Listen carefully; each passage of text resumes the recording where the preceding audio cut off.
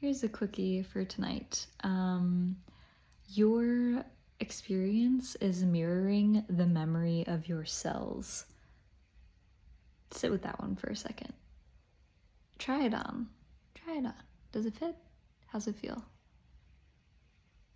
Your experience is a mirror of the memory and the programs in your cells, in your DNA.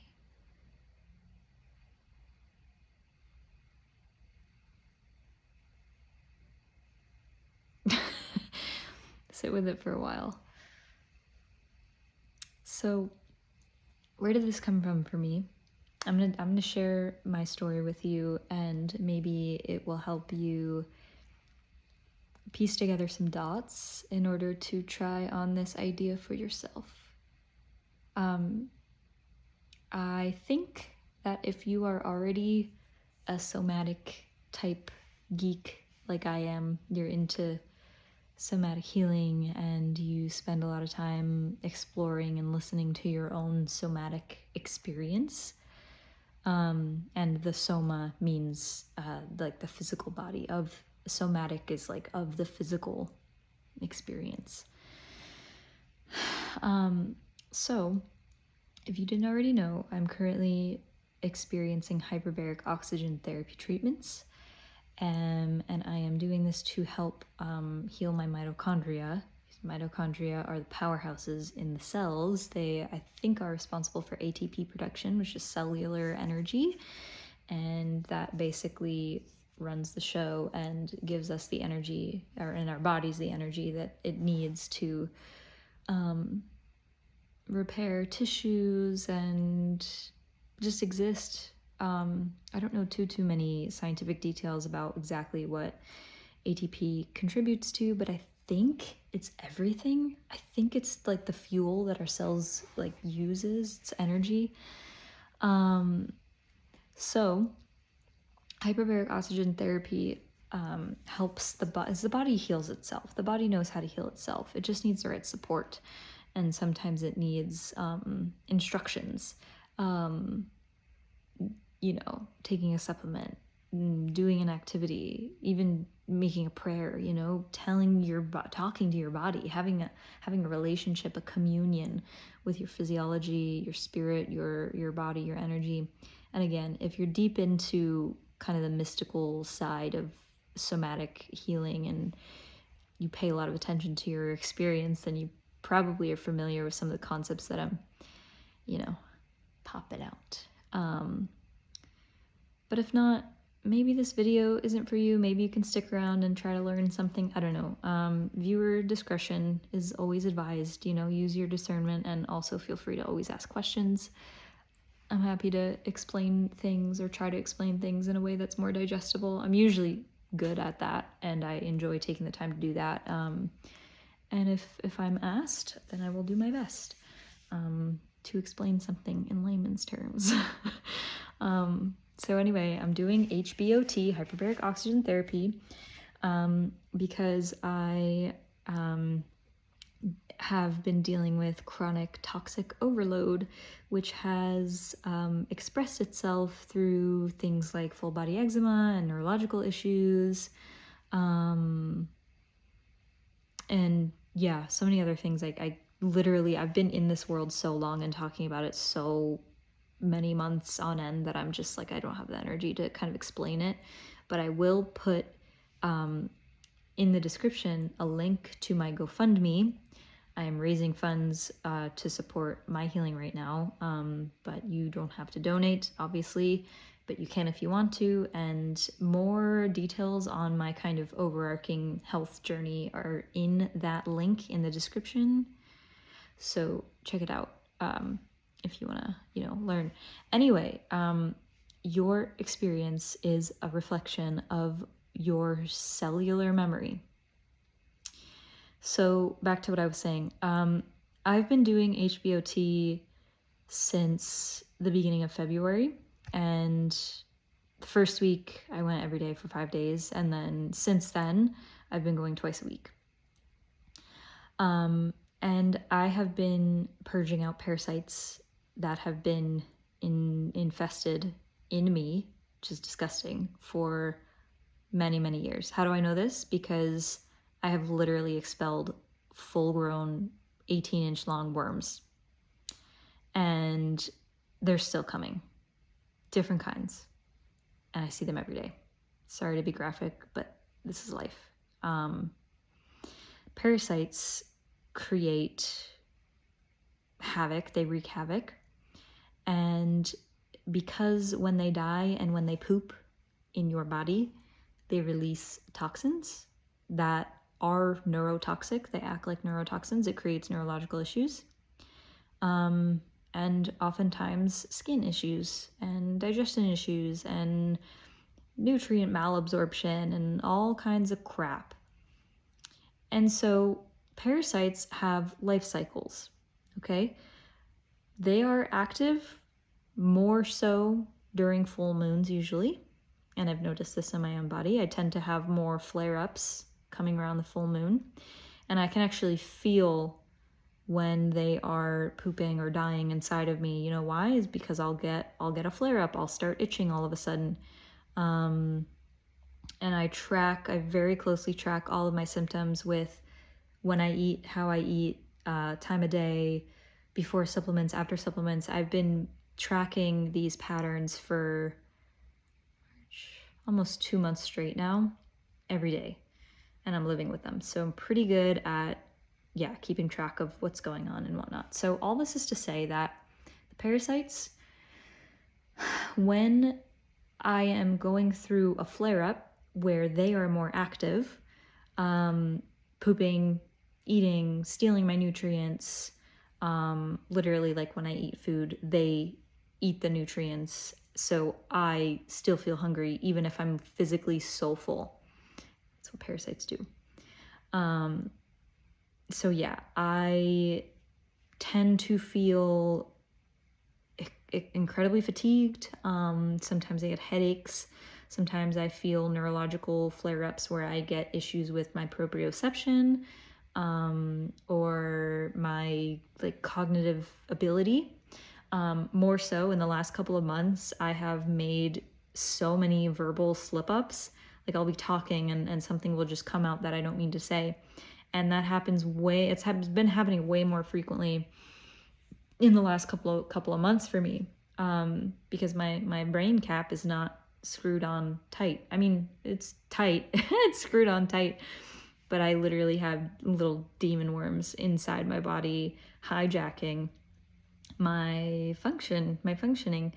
And I hate that I'm about to say this, but I might appear normal to some people. But unless those people are actually actively trying to understand my experience, then they are not worth my time. And if that's you, then I don't care what you think. I care what people think who are actually invested and interested in learning and listening and hearing. Because what I'm sharing is not commonly talked about. It's not common knowledge. The things that I have been learning and using to heal are not common knowledge. They're not things that I've learned anywhere else. They're not my symptoms, my experiences are not things that any other practitioner, holistic or not, has been able to identify for me and actually empower me and supply me with the right tools to get to the bottom of these things and heal them long term.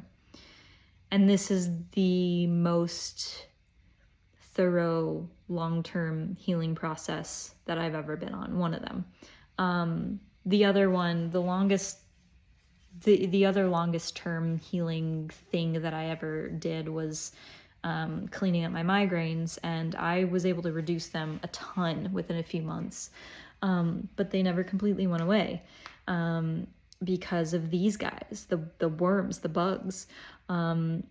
2 months ago, I was having neurological flare-ups on a moment-to-moment basis. I could not predict when I would, feel faint, or when I would feel wonky, or when I would feel like I would start to get reality would warp. It was freaky. And I'm happy to explain more, talk about more, or whatever. Just, drop your questions. I don't have anything to hide, really. And I want to educate people. I genuinely want to educate people and empower people. So that's why I'm sharing. And this is really unique, niche stuff. So I don't expect this to be seen by or resonate with too many people. But if it does, that's amazing. And I'm putting it out so that it has the opportunity to.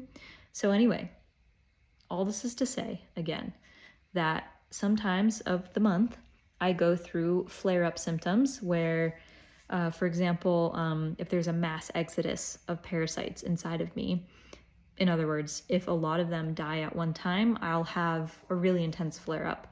I'll be super itchy. I'll be like fatigued as hell. Like some days, literally, if you like sit in my room and you watch the way that I move, I walk slower than a snail. I literally have no energy to move like quickly at all. Like on days where the flare-ups are bad, where the die-off is intense, I'll be more itchy, I'll be slower, and also emotionally, God, it as you clear deeper layers of toxicity and ailments physiologically, different emotions that were activated at the same time that those toxins or those parasites started working on you, those emotions will come up. So this is a healing journey that is not for the faint of heart. It's really not. And I know that most people don't understand it. Most people will never understand it because most people are afraid. Most people have no reference point to what's okay, what's not okay. But I'm the type of gal who has spent pretty much my whole life learning to embrace the nittiest, grittiest, deepest, darkest depths of my own humanity and my emotional landscape. And I am allergic to every narrative that tries to impose some kind of polarity. I don't even know if that's actually the right word choice, but tries to impose some kind of polarity onto emotions, because emotions are nature and they all come from somewhere. And I think that there are a lot of inappropriate quick fixes and solutions for symptoms, surface level symptoms, including chronic emotional patterns, which are not always caused by your own mind, your own thinking. It's not you, you're not crazy. Because toxicity and parasites, they literally alter your emotional chemistry amalgam. I don't know if that's the right word, but they literally influence your emotions. They hijack your cravings. They make you think certain things. They make you feel certain things. And if you actually stop to think about it, do you know what a parasite is? A parasite is a freeloader. A parasite is something that is hijacking your body. It is using your life force to survive. It is at war with your cells, with your body. They release pathogens and toxins, and they damage your mitochondria, the powerhouse of your cells, which weakens your immune system, which opens the door for more pathogens to come in. So you get sick more frequently. You feel fatigued more frequently. You feel brain fogged more frequently. Most freaking people have parasites. And this, my friends, is literally just the surface of things. This is all the stuff that I have been learning over the last couple of months with my hyperbaric oxygen therapy practitioner. It's the best woman I've ever worked with. Also, don't mind this.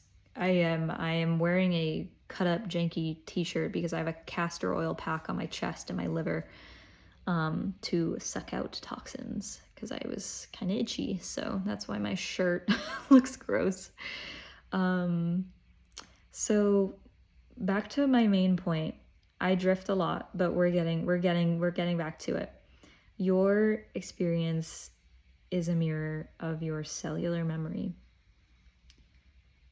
When I get these flare-ups and I am in the hyperbaric oxygen therapy chamber, like when my body is overcompensating and working extra hard, and when my flare-ups are extra active, my HBOT sessions tend to be more psychedelic. And I was talking to ChatGPT about this, trying to process it and get a perspective on just scientifically, energetically, why this is happening, kind of dig a little bit, understand what it means. And I asked Laura, my person, HBOT person, and she said, I forget the terminology of it, but when you do HBOT, it helps to like reset your dopamine and like maybe serotonin, but it helps, neurotransmitters, and it helps dopamine like nourish the brain. And I don't know how else to describe this scientifically. It might just be as simple as that, but maybe someone can fill in the gaps for me here, and in time I'll learn more. I'll learn how to talk about this more the more that I'm exposed to it. But every single time I do HBOT, I feel deeply, deeply, deeply relaxed, like within 20 minutes of soaking in the oxygen. And then again, on days when I'm having intense flare-ups, like a couple days ago, I kind of went into like the pits of hell, metaphorically, and I was experiencing like if death was a little dude in my soul, in my body, and he was playing his most obnoxious, loud, scary cards to try to get me to give up, basically. That's kind of the feeling of what it felt like inside of my emotions.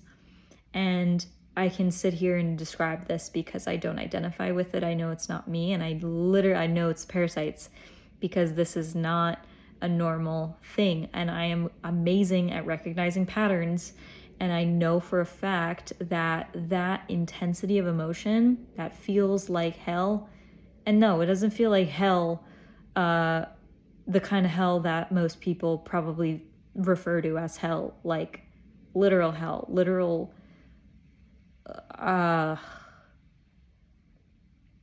like biblically terrifying demon shit. I mean, I can't even explain. If you don't get it, you don't get it. And that's the hardest thing for me about opening up about this and putting it on the internet, is that I know that it puts me at risk of people seeing this and judging it, and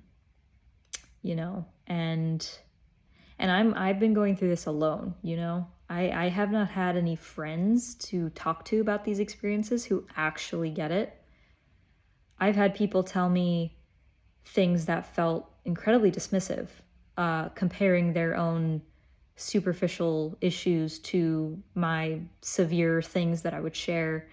And it's like, don't fucking tell me that you think you know what I'm going through when you actually have the energy to walk around, exercise, move on your feet, and post cute pictures of yourself online. Like, do not think that you are remotely experiencing what I'm experiencing when you can live your life. You know what I mean? And I'm not trying to dismiss or belittle, the ailments that other people are going through, but it's like, no, I was debilitated. I could not function. I couldn't go out in public. I was so limited for like a month and a half, like a month, I would say. I was really, really limited when going out. Driving was a risk. not a safety risk, because I've had neurological flare-ups while on the road, and I'm a really, really great driver, so I know how to just manage it, and I'm pretty good at autopiloting. But the fact that I would get unpredictable neurological flare-ups was really distressing and prevented me completely from engaging at all socially, because it's like I didn't have the capacity to function on my own, let alone like leave my house comfortably for at least 1 month. Circling back, your experience is a reflection of your cellular memory.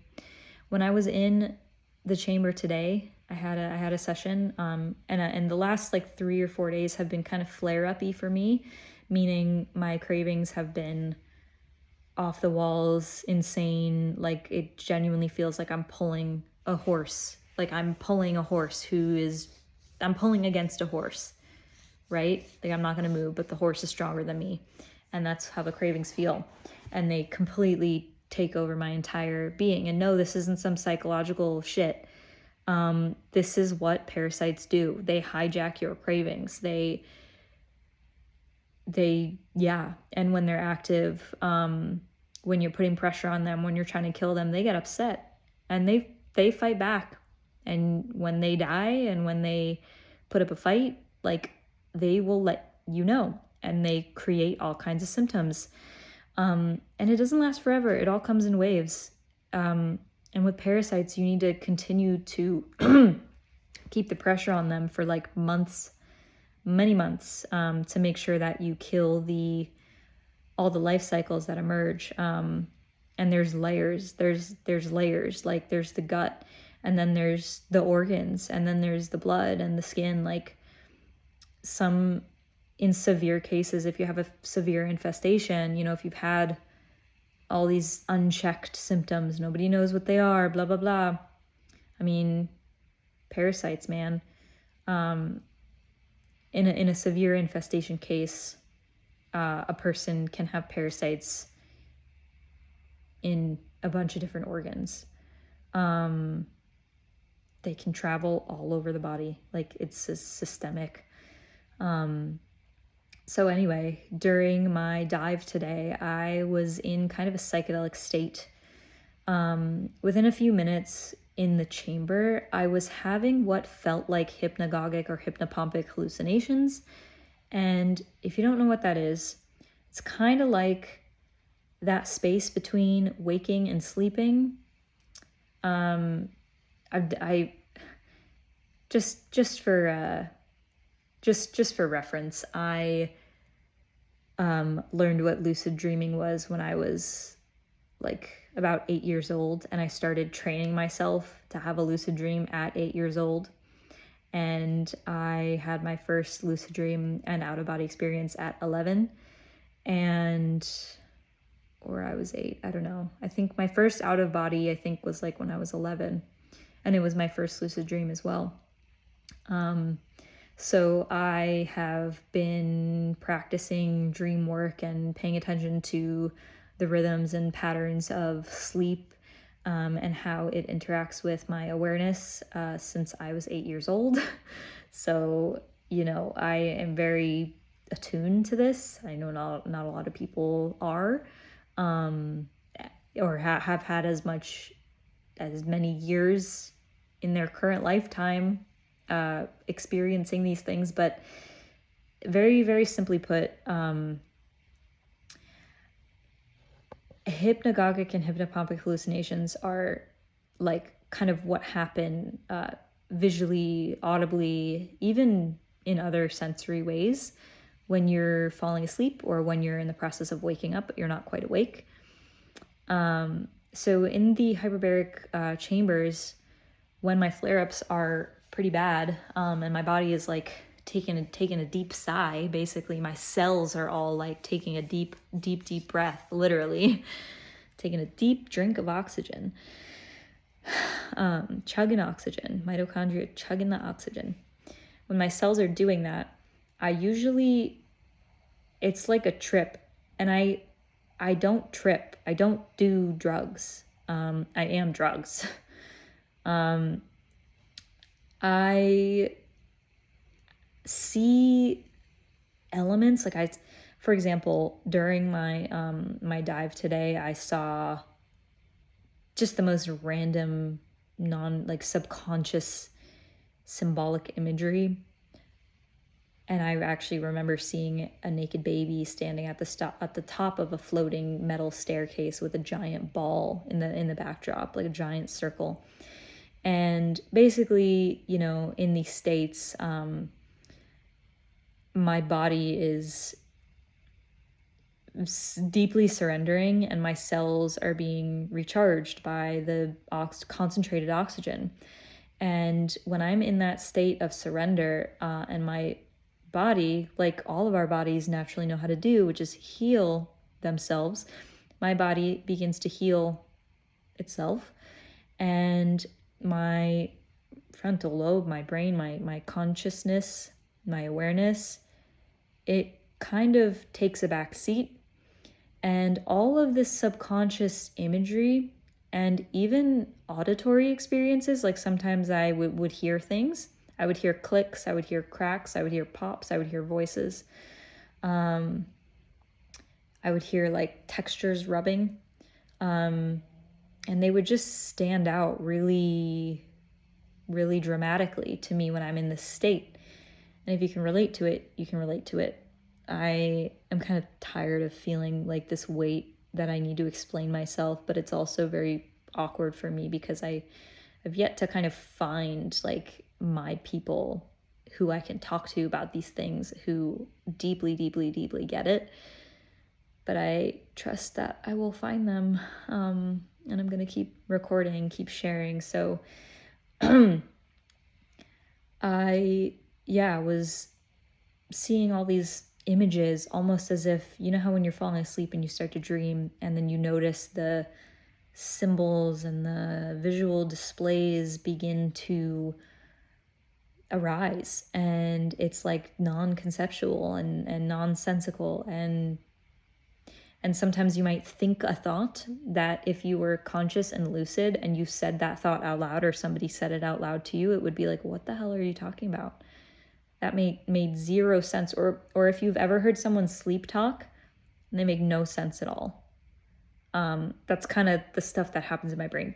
My point being, and with the sounds, my point being, this is a demonstration of your experience mirrors your cellular memory, your cellular experience. Because my cells were being repaired. My cells were in a state of profound receptivity that my entire consciousness, my entire awareness became a soup of subconscious gobbledygook.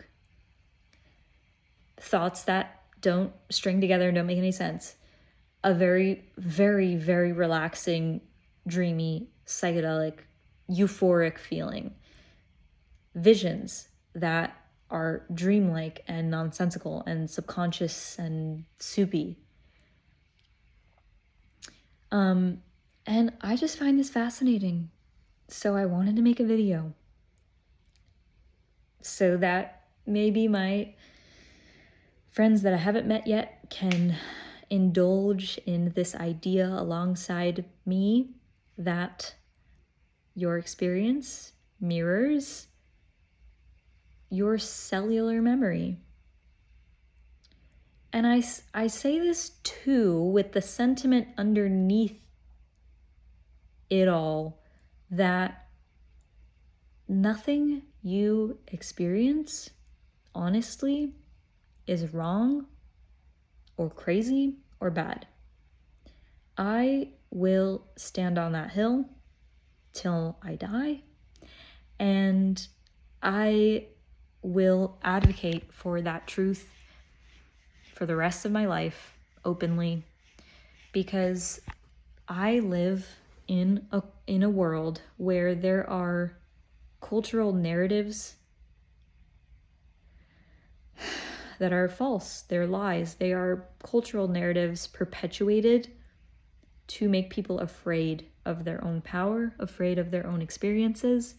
But I am going to tell you right now that your body is a lot more wise and intelligent than your mind.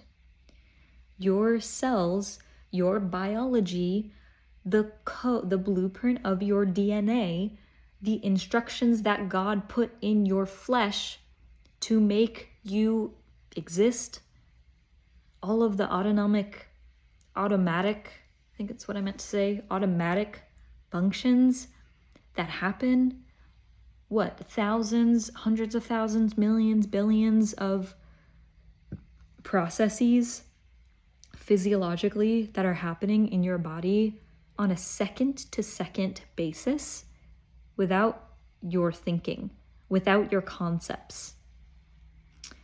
So if you are aware enough to observe on a subtle level what is happening, the choreography, the cellular spiritual choreography of your existence is too much to wrap your head around. It's too much to observe and make sense of. It's simply a spiritual theater.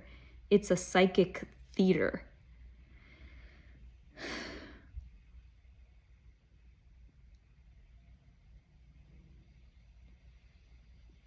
So this is why I am such an advocate for this truth that nothing you witness within your own experience is off limits or bad. And of course, that's not the same as nothing you do with your experience is off limits or bad, because people have boundaries, and even if you have an impulse, doesn't mean that you should express it in a way that is going to harm someone or violate someone's boundaries.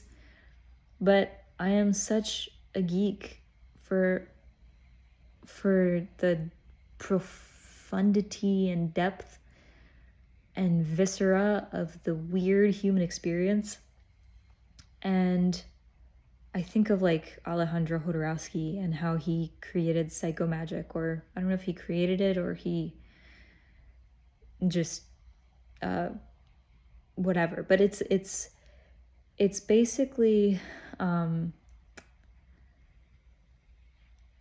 it's kind of taking everything I've just been talking about and ritualizing it and externalizing the stuff that happens in you, ritualizing it, externalizing it, expressing it, turning it into a theatrical expression, an artistic expression. It's psychomagic, it's psychological theater, psycho-spiritual theater.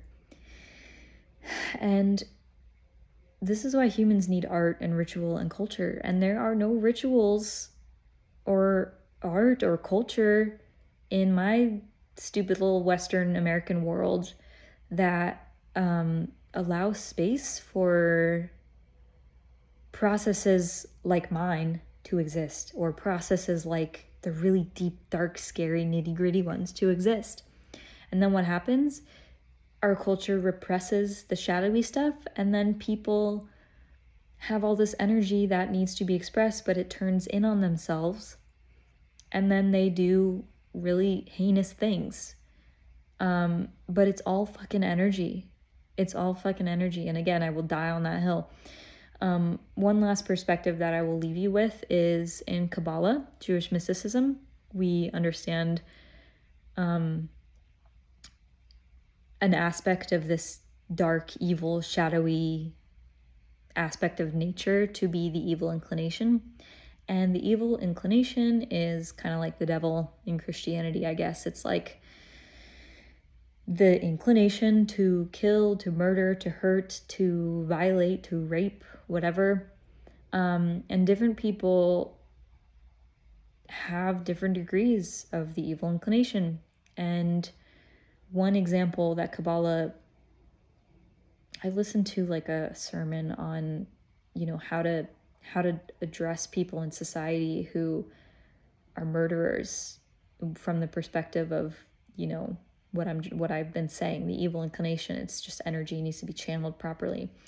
And they said basically just that about it. It's like, we need to find ways as a society to create spaces where these people can express their natural urges without causing harm to themselves or their society.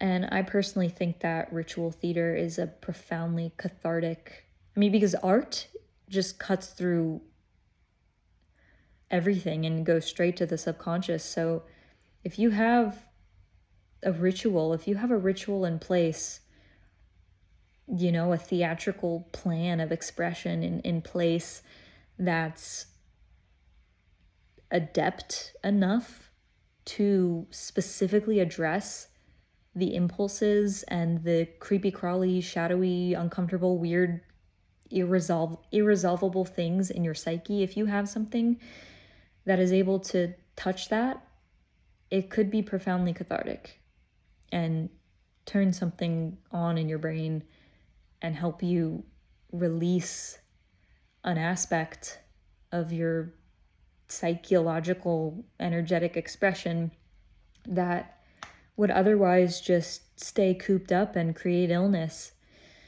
It's no secret anymore that repressing emotions, repressing thoughts, repressing who you are, repressing what naturally comes up inside of you creates illness. And I see a problem with many, many cultures that at least I grew up around, and it's that people kind of dig their heels in after a certain point and they become afraid of the ritualistic excavation and expression of what's really there. And it's scary because it's confrontational, because we are fucking human beings and we're capable of things that are terrifying to admit. And for people who've endured trauma like myself, and God, how many other people, millions, billions of people, everybody has some kind of trauma to a varying degree. But for people who are walking around with this unresolved energy that needs to go somewhere, nothing's going to change until it can actually express itself. And the expression of it doesn't necessarily have to be some elaborate theatrical ritual per se, although that is a route, a way to express it. But it can literally just be a therapy session. I'm doing EMDR at the moment with my therapist, and so far it's going really well. And I really like it. It's very cathartic for me. It creates a lot of space for me to explore and experience psychological catharsis in a way to express, release the tension and trauma that I was carrying from, abusive, toxic situations in the past. So, it doesn't have to be so crazy or intimidating or whatever. But I'm just kind of taking it to those intense places because I see a lot of power in them, in that way of being. And, your experience is a mirror of your cellular knowledge, your cellular memory, your thoughts, your emotions, your habits, your conditions, your impulses, your ailments, your health. It's all the reflection of the wisdom in your cells, the knowledge in your cells, the information either in or being blocked from your cells. Everything is information. And I think it's time that we reject this stupid idea that there is a such thing as bad and wrong when it comes to the human experience. And dare I say, murder. And I'm not condoning murder whatsoever, but I think that hiding from the fact is not going to change anything. Hiding from, my throat is getting dry because I've been talking for 40 minutes. But literally my point is just that hiding from the reality is not going to change anything. And I think that as above, so below, as within, so without, change really comes from within. Because if we want to influence change, we must become what we want to see. And we must, I feel called in this world to embody space for the scariest, darkest aspects of my humanity to be explored, to be expressed in healthy, cathartic, ritualistic, artistic, theatrical ways, without hurting anybody, but simply to create room for the fucking soul to breathe, because it doesn't exist in many of the cultures that I live in. It doesn't. The closest thing that I've had to experiencing that was, reading about psychomagic very briefly from Alejandro Jodorowsky and watching his very cathartic films. And also, what was it? Hudson Valley. And the Hudson Valley in New York is where it originated, but it's like kind of similar to internal family systems, but it's like not psychic theater. It's like, I forget what it's called. Psychodrama. Psychodrama, if you don't know about it, it's quite powerful. And it's where you have a kind of therapeutic ritual space where one person gets to act out their psyche and pick the actors, pick actual people, and assign them roles. And it's facilitated in a specific way to kind of help the central actor whose psyche is what the whole theater play is about, to like kind of crack or like resolve or release tension. So it can be very powerful, especially because stories and archetypes are universal.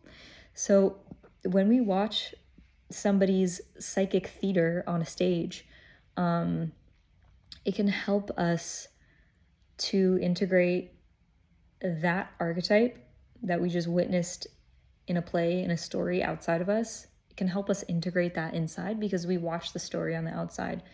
Because our beliefs are partially an amalgamation, a congregation, a coalescence, or whatever, of the stories that we learn, the stories that we're exposed to in our families, in our upbringings, in our schools. So when we can see a little community, a little society acting out a story that creates a closed circuit around a trauma or around a story of brokenness that also lives inside of us, I mean, it's profoundly powerful. So your experience is a mirror of your cellular knowledge, your cellular memory. There is no fucking such thing as a bad or wrong human experience. It's all part of the divine design. And if you have a thought, a feeling, an experience, and someone tries to gaslight you or judge you for it, honestly, first of all, maybe fuck them.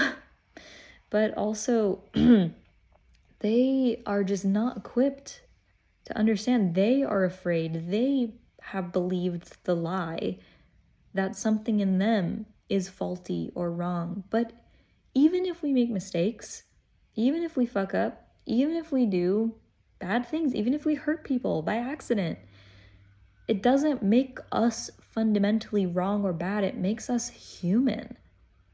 And there's so much shame around the ways that poor little people everywhere are just trying to fucking survive. It doesn't excuse hurting people. It does not excuse or justify unwarranted, undesirable behavior whatsoever. But it sheds light so that we can bring compassion and healing and accountability to the things that we want to change. And in order to actually change, we need to shine a light on the thing that's in the dark. And in order to do that, we need a way to express it. And in order to express it, we need to be willing to feel it. And I think ritual theater and all this stuff, psychodrama, psychic theater, like these are ways to play out really, really, really difficult parts. Somatic therapies, EMDR, psychomagic, all this stuff is designed to create catharsis in the psyche. And this is all coming from my HBOT experience today. My physical body was so fucking surrendered. It was a euphoric experience. And it was so surrendered that my literal conscious experience was like pure subconscious, just images and sounds and thoughts, like all in a soup, like not making any sense, but combined with a feeling of like bliss, healing. And then suddenly I would, feel a texture or hear a sound, or, my jaw would like readjust and put itself back into place because parasites cause TMJ. And sometimes I wake up and my jaw's like, locked out of place. So I have to open my mouth and pop it back in. Just kind of freaky, but a lot of people experience like lock jaw type things. So during my session today, my jaw just kind of moved on its own, and it like shocked me awake. And a couple times throughout the, and I wasn't even sleeping in the first place. I was like in an in-between state, but very, very, very, very blissfully surrendered physically. My body was healing and I got so much energy back. I have enough energy to talk for 46 minutes and counting. This is not like typical. This is like also really funny and kind of gross, and I'm sorry about my castor oil soaked shirt, but this is just life. This is healing. I'm healing in real time. You're not getting any fluff. And if I have the energy, I'm gonna like play dress up after this. And I feel like doing my hair and putting on some costumey clothes and taking some photos. I'm just in the mood to do that. So I might do that, and you might hear about it at some point. And it's gonna be a big contrast from the way that I look now. A lot of the time when I do these YouTube videos, I put very, very minimal effort into what I look like. And part of that is because I've had no fucking energy for most things except my own survival. So, don't really care very much about how I look. I do care, but it's like, gotta focus on like walking on my own 2 feet first, feeding myself first, you know what I mean? Anyway,